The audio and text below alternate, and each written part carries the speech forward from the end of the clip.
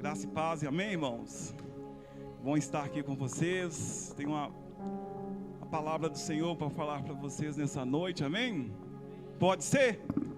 Glória a Deus. Abre comigo sua Bíblia, por gentileza, em 2 Crônicas, no capítulo 29. Se puder, por gentileza, me dá um pouquinho de retorno aqui, que eu não estou...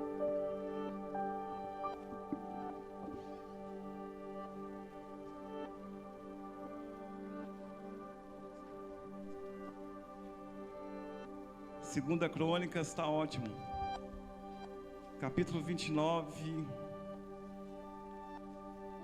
Eu quero falar sobre o tema correspondendo às expectativas de Deus. Amém? Segunda Crônicas, no capítulo 29, quero ler no versículo 1 e 2. Diz assim: Tinha Ezequias 25 anos de idade quando começou a reinar, e reinou 29 anos em Jerusalém, e era o nome de sua mãe Abia, filha de Zacarias. No versículo 2 diz assim: E fez o que era reto aos olhos do Senhor, conforme tudo quanto fizera Davi, seu pai. Senhor, graças nós te damos pela tua misericórdia. Eu peço ao Senhor, mais uma vez, Senhor, que nos use para ser o mensageiro da tua palavra. Espírito Santo, eu te peço, fala conosco nessa noite, nos dê hoje uma palavra que sirva de edificação, exortação para o nosso coração nessa noite, e que nós possamos, em nome do Senhor, absorver tudo aquilo que o Senhor tem para poder realizar e falar em nossa vida, nosso coração. Assim eu te agradeço, em nome do Senhor Jesus Cristo. Amém, irmãos? Pode se assentar, por gentileza. Quero falar hoje um pouco sobre Ezequias. Ezequias, como o texto que nós lemos aqui fala, ele começou o seu reinado, ele tinha apenas 25 anos de idade. Podemos dizer assim, um jovem ainda, que pegou aquele reinado num período muito complicado em Israel. Os seus antepassados tinham feito uma devastação espiritual no meio do povo. E Ezequias agora ele é incumbido rei. E Ezequias começa a fazer uma grande obra, espiritualmente falando. As portas do templo já estavam fechadas, as candeias apagadas, não tinha movimento nenhum no templo, nada acontecia. E quando Ezequias ele pega o reinado ainda com 25 anos, ele começa a fazer uma reestruturação espiritual no meio do povo. Ele abre as portas do templo, ele consegue restabelecer o culto ao templo que já tinha se perdido há muito tempo. Ezequias ele fez um concerto com o povo para que o povo pudesse buscar a Deus. Ezequias ele convocou todos os sacerdotes da época para que pudessem retornar ao templo. E assim os sacerdotes retornando ao templo, eles tiraram toda a imundícia que estava no templo. Através de Ezequias, os sacerdotes, além de tirar, a congregação ela oferecia holocaustos. A congregação ela começou então a se prostrar diante do Senhor, começou a adorar a Deus. Ezequias ele com os maiorais, eles orientavam os levitas também a fazer a mesma coisa. Através da vida de Ezequias, ele começou então a organizar as pessoas com suas devidas funções dentro do templo. E as pessoas ali, os cargos iam sendo restabelecidos, as pessoas começavam a invocar e adorar a Deus. E Ezequias ele fala ao povo que agora chegou a hora de sacrificar.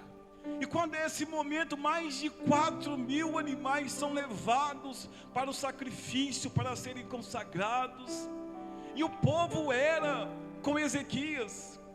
Ezequias, na realidade, tudo que ele prendia a fazer, ele prosperava. No capítulo 30, no versículo 8, ele vendo aquele povo que estava ao seu redor, se convertendo, aquele povo se inclinando a Deus, aquele povo agora, os levitas agora consagrados a Deus, Os sacerdotes agora oferecendo os sacrifícios que eram trazidos ao templo, e agora a reedificação, as coisas espirituais estavam acontecendo. Então ele faz uma coisa muito interessante. Ele contrata os correios da época, manda carta para todas as tribos dizendo: olha, nós abrimos as portas do templo. Assim as pessoas recebiam aquela carta dizendo, e quando eles abriam uma carta, tinha uma frase lá escrita assim: olha, não endureçais a vossa cerviz, ou seja, não endureça o vosso coração como seus pais fizeram um tempo atrás. O que ele dizia na carta: dai a mão ao Senhor, vamos converter ao Senhor, venha ao santuário. Assim ele mandava um convite para todas as pessoas de outras tribos que estavam longe do seu alcance. Ezequias, quando ele mandava essa carta, a segunda mensagem dizia assim: porque Deus ele é piedoso, Deus ele é misericordioso, e não desvia de vós o rosto se vocês se converterem ao Senhor. A mensagem dizia isso.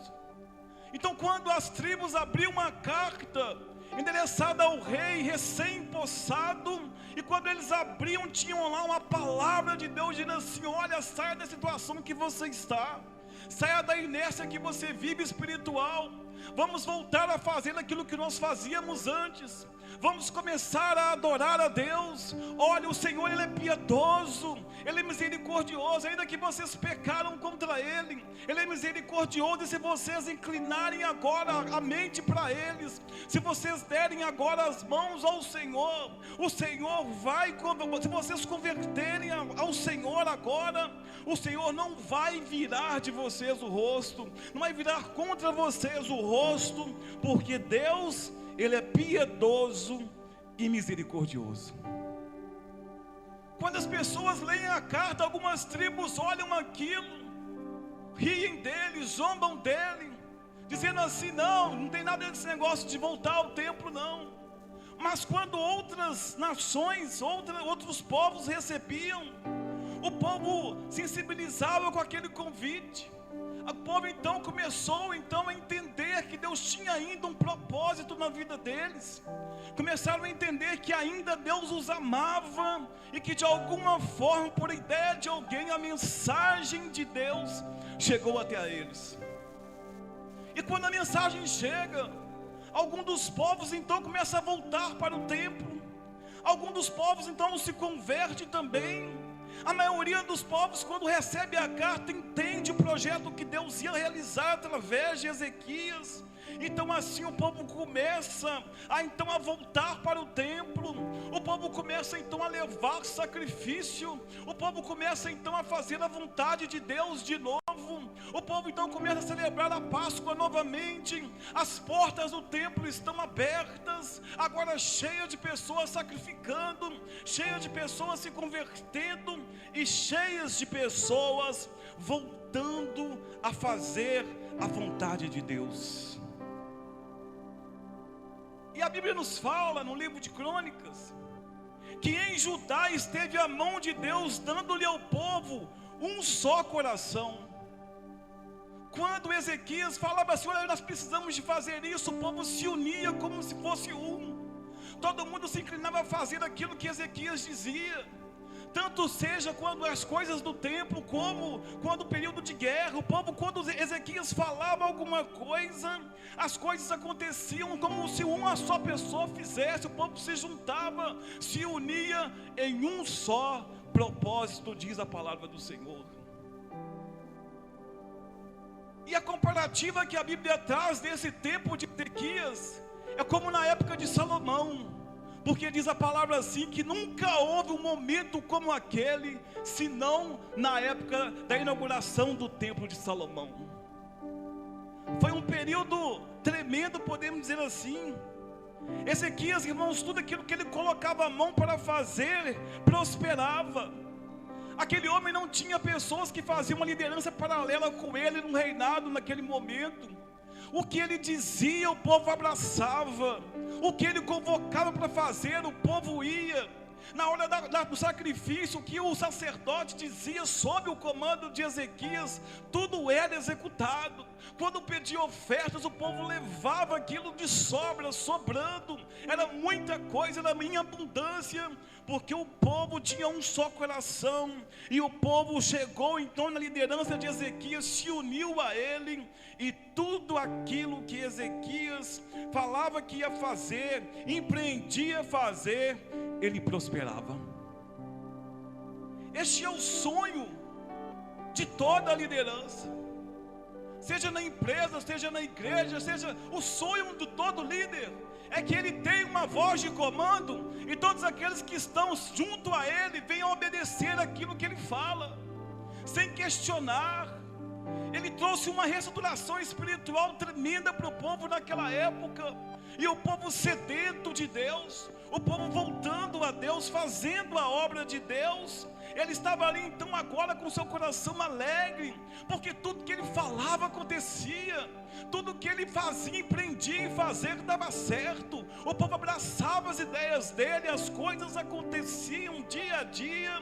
Aquele homem então ia se engrandecendo no reino, ele ia ficando com um reinado forte, o povo com ele, fazendo as coisas junto com ele, no culto, na igreja, no templo, no santuário. Deus manifestava o seu poder, o povo se prostrava diante de Deus todos os dias. A glória do Senhor descia sobre aquela nação, sobre aquele povo, e a mão de Deus era com aquele povo o tempo inteiro naquele templo.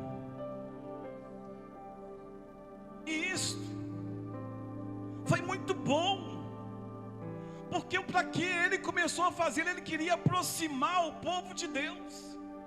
O projeto dele inicial, quando ele reinou, não era repartir bens, nada disso.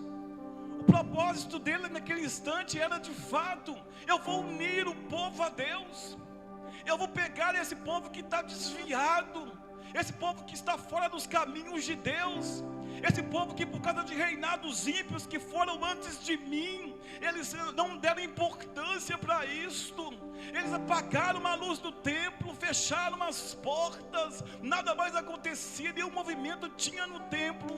Mas Ezequias foi um rei excelente, porque ele restabeleceu todas as coisas de Deus, e agora o povo estava unido a Deus.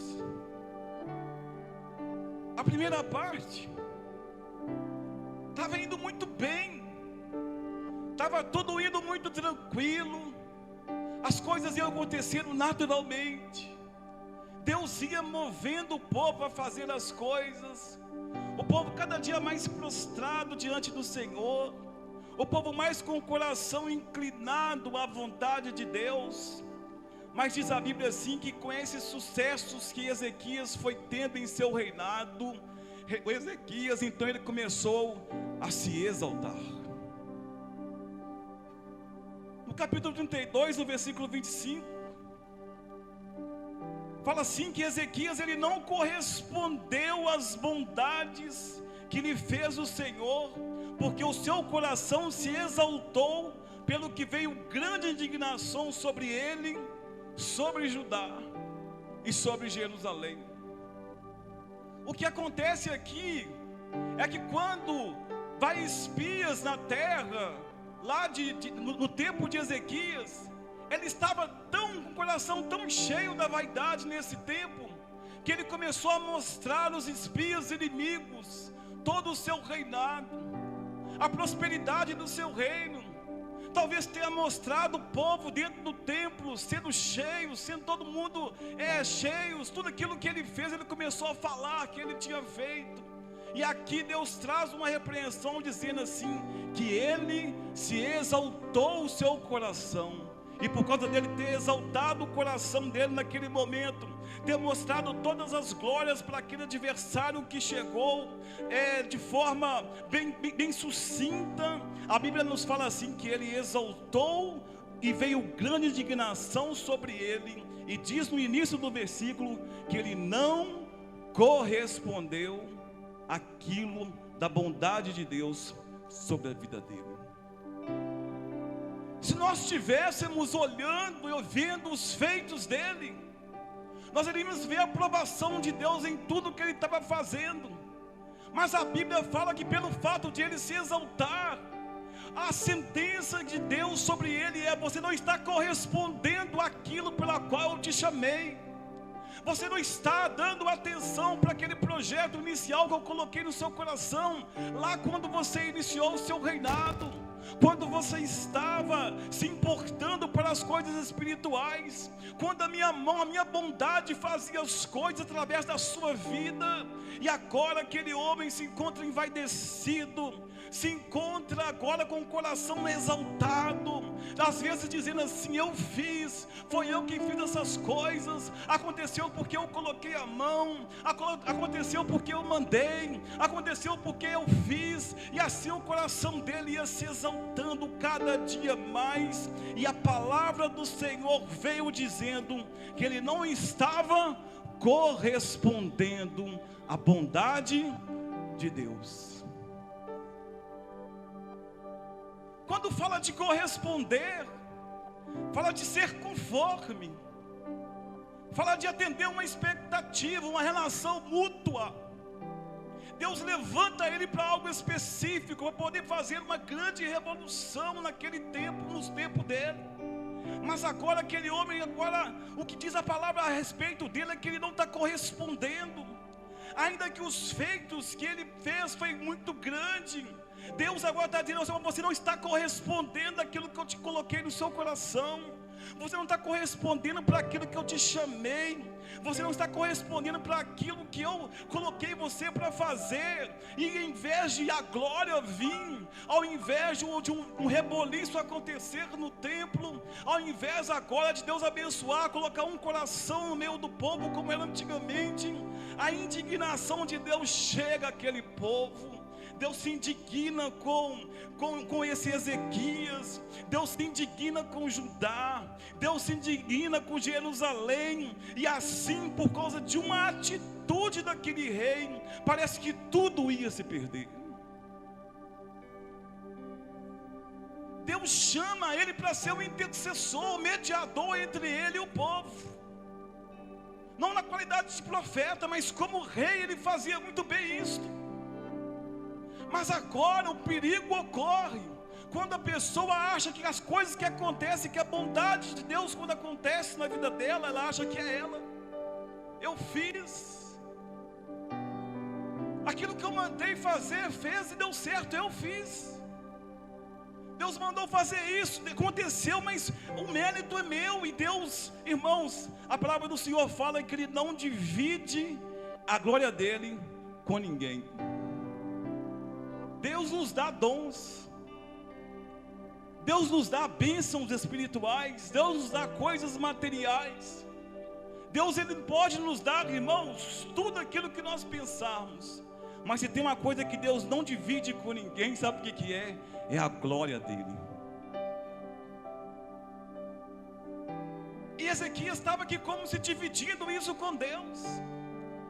Passando o tempo, esse homem agora está com o coração tão envaidecido, ele está agora tão soberbo, ele está agora tão exaltado, que ao invés da bênção de Deus vir sobre o povo e sobre ele, começa a vir de Deus uma indignação muito grande sobre eles. Porque agora Ezequias, ele não estava correspondendo a expectativa de Deus para a vida dele. A expectativa de Deus, irmãos, segundo a Bíblia, é que nós sejamos pessoas que trabalham na aproximação do povo com Deus. O que Deus quer de nós é que nós venhamos a cada dia aproximar alguém dele, sem contudo nós acharmos que é mérito nosso, sem contudo acharmos que a alma que nós ganhamos é nossa, sem contudo acharmos que as coisas que nós estamos fazendo é mérito nosso, sem contudo achar que a bondade de Deus está sendo estabelecida na vida de alguém, mas não porque nós queremos que isso aconteça assim. O que Deus está dizendo para mim e para você nessa noite é que Ele tem uma expectativa com você. E o que Ele espera é que você corresponda a isso. No Novo Testamento, a Bíblia vai nos falar do relacionamento entre Deus e o povo, simbolizando o Deus Jesus como o noivo e a igreja como a noiva. E tem um personagem muito importante no início do Evangelho, chamado João Batista. João Batista, diferente de Ezequias, João Batista tinha uma expectativa de Deus, que ele pudesse aproximar o povo de Deus. João Batista vem, começa a pregar, e o tema da mensagem dele é: arrependei-vos e crede no Evangelho.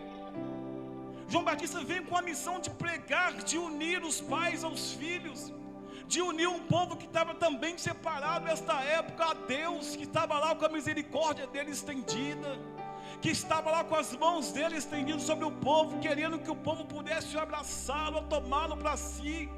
O Senhor vai enviar Jesus, mas antes vem João Batista dizendo: gente, arrepende, gente, creia no Evangelho, gente, arrepende do pecado que vocês estão cometendo, vamos aproximar-nos de Deus, vamos buscar a Deus, batizem, confessem os seus pecados, vamos lá agora adorar ao Senhor. Jesus trouxe, vai vir um homem aí, que ele vai mudar a vida de vocês. Arrependam dos seus pecados, largue aquilo que está errado nas suas vidas. E assim João, na expectativa que Deus tem com o homem, estava cumprindo o projeto de Deus naquele tempo. E quando eles perguntaram a João assim: quem que você é? Você é o Cristo que haveria de vir? Você é Elias? Quem que você é? A resposta que João poderia dar: eu sou o grande profeta, eu sou a pessoa que 400 anos sem profecia, sem ministério profético acontecer, eu sou o primeiro deles, eu vim como profeta do Senhor. Mas não, irmãos, João não se exaltava. Quando perguntava quem que você é, ele respondia assim: eu sou uma voz que clama lá no deserto. E quando ele se falava acerca de Jesus, ele falou assim: vai vir aí um maior do que eu não sou digno de desatar as sandálias dos pés dele, eu não sou digno de desamarrar a sandália dos pés. Sabemos nós que desamarrar a sandália dos pés é para os servos mais simples da casa. Quando você recebia um convidado na sua casa, vinha um servo mais simples deles, o mais humilde deles. Ele entrava na casa do seu senhor e ele desamarrava a sandália dos convidados, para que eles pudessem lavar os pés. O que João Batista fala: eu não sou digno nem de desatar as sandálias dos seus pés. João Batista, em todo o tempo, ele pega o povo, as palavras que são direcionadas a ele, fala assim: não, vai vir ainda um que eu não conheço ele ainda, eu vou batizar vocês com água, mas vai vir um que vai batizar com vocês com Espírito Santo e com fogo. João Batista era a pessoa que em todo o tempo trazia esse povo a Deus, em todo o tempo ele mirava Jesus para a nação, para o povo. Em todo o tempo João Batista estava ali pregando na humildade, uma voz que clamava no deserto dizendo: olha gente, eu só estou batizando aqui com água, o Senhor me mandou fazer isto, mas vem um que vai fazer todas as coisas acontecer. Ezequias fez uma revolução, e agora João Batista está fazendo também uma outra revolução no meio do povo. Em João 1, no capítulo 26, no capítulo 29, diz assim: no dia seguinte, João viu a Jesus que vinha para ele e disse: eis o Cordeiro de Deus que tira o pecado do mundo. Este é aquele do qual eu disse: após mim vem um homem que foi antes de mim, porque já era primeiro do que eu, e eu não o conhecia, mas para que ele fosse manifestado a Israel vim eu, por isso batizando com água. E João testificou dizendo: eu vi o Espírito descer do céu como uma pomba e repousar sobre ele. Eu não o conhecia, mas o que mandou eu batizar com água, esse me disse: sobre aquele que vires descer o Espírito e sobre ele repousar, esse é o que batiza com o Espírito Santo. E João fala: eu vi e tenho testificado que este homem é o Filho de Deus. O que João estava dizendo: eu recebi uma mensagem de quem? Do Espírito Santo, dizendo assim: olha, aquele que pousar sobre ele o Espírito, esse vai ser o Jesus que vai salvar a humanidade. E João diz assim: eu não o conhecia. Duas vezes ele falou assim: eu não conhecia ele. Mas mesmo sem conhecer, ele dizia: eu não sou digno de desatar as sandálias dos teus pés. Sobre Ezequias, a palavra fala assim: ele exaltou e não correspondeu. E quando foi perguntar a Jesus sobre João Batista, sabe o que ele disse? Nascido de mulher, não tem ninguém maior do que João Batista. Porque João conseguia unir o povo a Deus. João Batista correspondia ao que Jesus queria, porque ele sempre aproximava o noivo da noiva, sem tomar o lugar do noivo, e muito menos achando que ele era noiva sozinho. A noiva de Cristo é a igreja, e a igreja está incumbida de se aproximar a cada dia do noivo. Basta que nós apenas aproximamos as pessoas de Cristo. Basta que nós apenas dizemos para ele que Cristo é a solução para a vida deles. O que basta para nós é dizermos que Cristo pode curar, pode libertar, pode salvar, pode batizar com o Espírito Santo, sem contudo nosso coração se exaltar.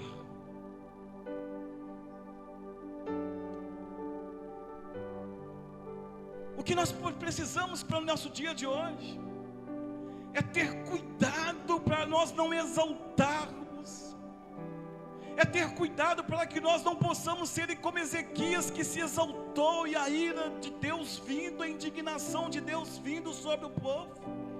É não deixar que nós venhamos deixar de corresponder àquilo que Deus tem para a nossa vida. Talvez nós, como obreiros de Deus, corremos esse sério risco de achar que nós é que estamos fazendo, que Deus está operando, a bondade de Deus está operando, e acharmos que isso é mérito nosso.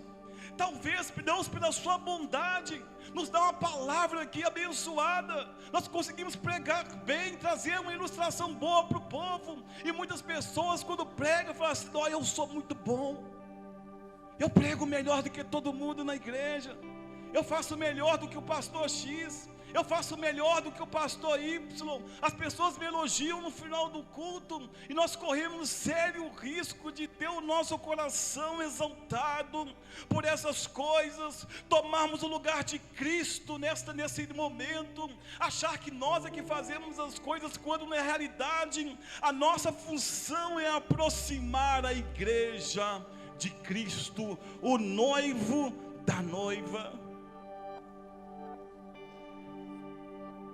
Pela bondade de Deus, Deus usa os profetas ainda nesse tempo.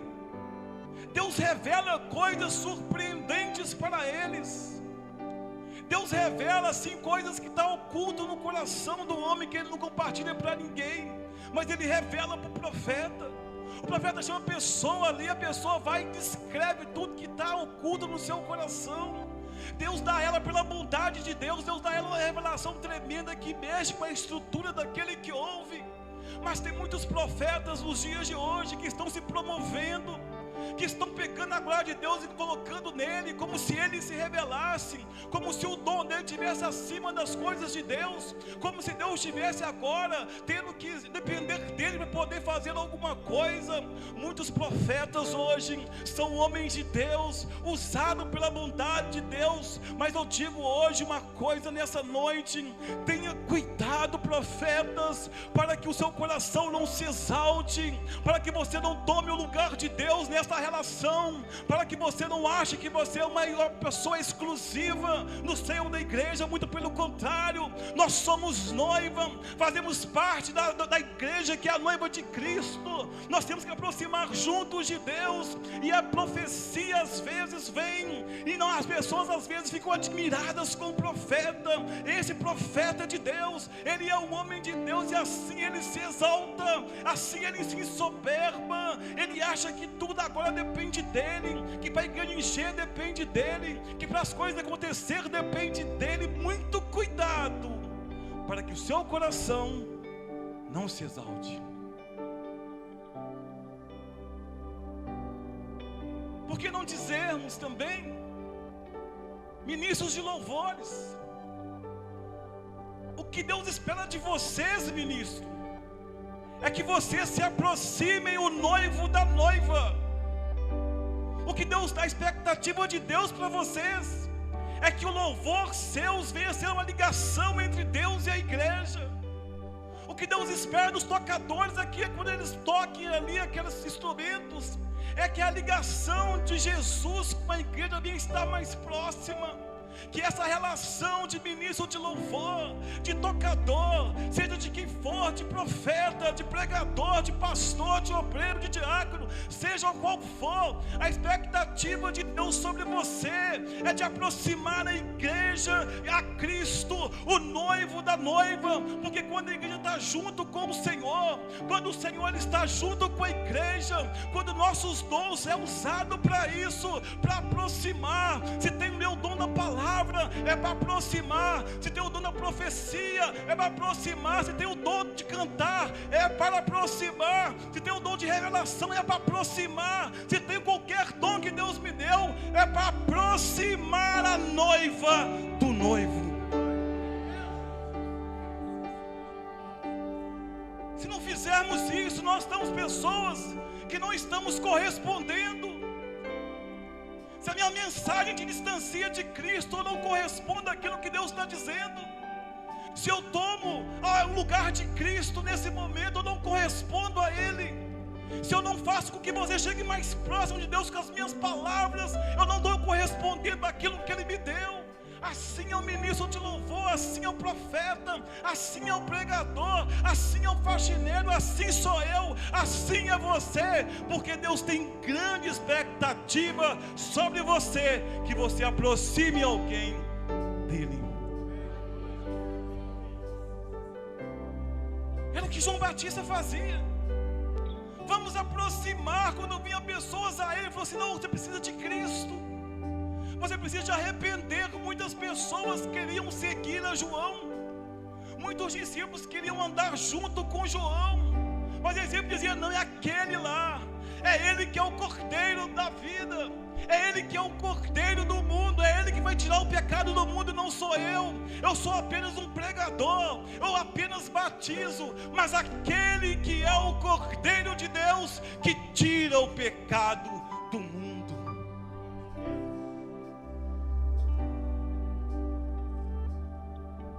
João Batista, ele consegue exercer esse ministério. Só que o tempo vai passando, irmãos. O tempo do evangelho vai se aproximando e chega a nós. E às vezes nós, com dons tão bons que Deus nos deu, com tantos talentos que Deus nos deu à igreja, com tanta bênção que está acontecendo em nossa vida, em nosso meio, Deus prosperou a igreja de uns anos para cá. Deus fez coisas grandes acontecer do tempo para cá. Antigamente os evangélicos eram tidos como pessoas pobres, como miseráveis, como pessoas que não tinham nada, não tinham intelecto, não tinham estudo, não tinha nada. Mas hoje as coisas mudou. Hoje nós temos pessoas em todas as classes sociais. Temos cristãos hoje em todo lugar do mundo. Nós temos pessoas hoje prósperas, empresários, professores. Nós temos pessoas hoje muito requisitadas na comunidade.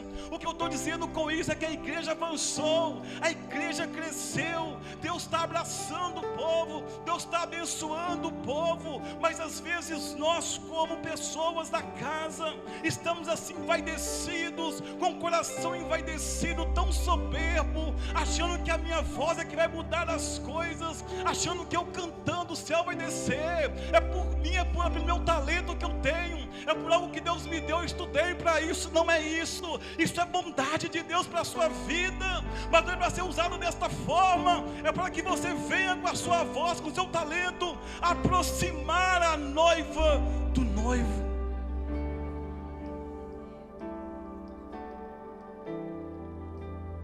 Jesus, Ele quer abraçar a noiva. Jesus, Ele quer estar cada dia em contato com a noiva.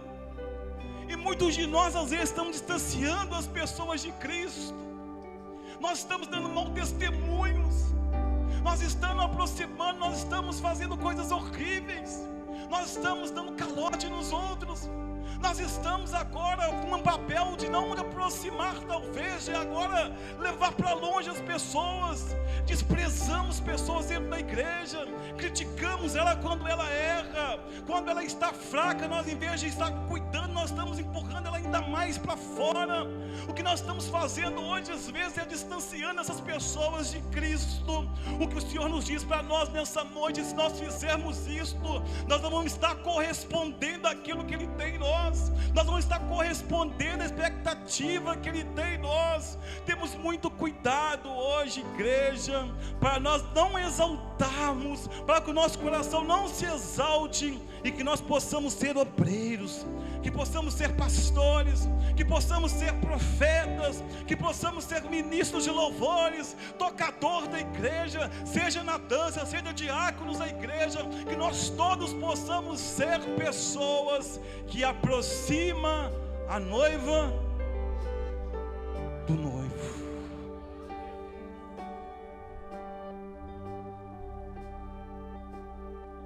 O que o Senhor quer de nós nessa noite é que Ele quer aproximar ainda mais a noiva, porque a noiva vai clamar por Ele nos fins do tempo. O noivo vai vir buscar uma noiva, só que tem que ser uma noiva imaculada. Quanto a mim, irmãos, quanto ao dom que Deus me deu, eu preciso de usar para te aproximar você de Cristo. Quanto ao Deus que deu, quanto ao talento, ao dom que Deus te deu, você tem que usar também para aproximar pessoas de Cristo. Talvez você é uma pessoa simples, humilde, não tem o dom de pregar, nem de cantar, mas Deus te usa lá no trabalho, Deus te usa no ponto do ônibus, Deus te usa no hospital. Você às vezes nunca pisou nesse altar, mas Deus te usa, e Ele tem expectativa sobre você, que de aproximar você, que você aproxime alguém de Cristo. Todos nós temos ministérios, todos nós temos a expectativa de Deus em nós, todos nós temos, irmãos, isso que Deus colocou no nosso coração, esses talentos que Deus nos deu. E para concluir, 2 Crônicas 32, 26 fala assim, que Ezequias, porém, ele se humilhou pela soberba do seu coração. Ezequias se humilha, e os habitantes também de Jerusalém, eles se humilham também junto com Ezequias. E a Bíblia fala assim, que quando eles se humilham, quando a soberba do coração dele vai saindo, o Senhor fala assim, que a grande indignação do Senhor, ela não veio sobre o povo mais. Deus falou, cumpriu aquilo que Ele disse lá no início das cartas, que Ele é piedoso e misericordioso.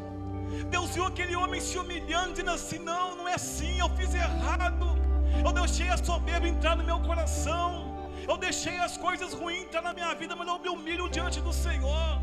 E quando aquele homem se humilha diante do Senhor, a Bíblia fala assim, que Deus vai e perdoa o pecado dele. E assim, a Bíblia fala assim, que Deus então começa a abençoar a vida de Ezequias. Deus deu a ele muita riqueza, ele foi bem sucedido em tudo que ele colocou as mãos de novo. Deus começou a trazer bondade de novo na vida de Ezequias, e assim a agora na humildade esse homem começou a fazer de novo a vontade de Deus, porque uma coisa é Deus te exaltar, a outra coisa é você se exaltar, porque Deus te quer nos lugares melhores desta terra, Deus te quer comer no melhor desta terra, Deus quer abençoar essa vida de forma tremenda, Deus quer te colocar nos mais altos postos de trabalho, Deus quer colocar você nos mais altos postos que essa política pode ter, Deus quer colocar você em lugares altos, mas deixa Deus te exaltar. Uma coisa é Deus exaltar, uma coisa é Deus pegar aquela pessoa que ninguém dava nada por ela e fazer ela ser chefe na empresa. Uma coisa é Deus pegar uma pessoa que às vezes não tem muita habilidade com a Bíblia e fazer dele um profeta, um ministro de louvor. Uma coisa às vezes é Deus exaltar uma pessoa e pegar ela do nada e colocar no tudo. Uma coisa é Deus pegar e exaltar alguém, Deus é especialista em fazer isto. A outra coisa é a pessoa achar que ela que é bom, ela que faz, ela que é o bom, ela que é tudo. Não é assim, irmãos. Deixa Deus te exaltar. Deus quer te exaltar. Deixa Deus te exaltar. Irmãos, deixa Deus te usar. Profetas, deixa Deus te usar. Ministros de louvor da igreja, deixa Deus te usar. Tocadores, deixem Deus te usar. Pastores, deixa Deus te usar. Irmãos que estão aí sentados, deixa Deus te usar. Deixa Deus te exaltar.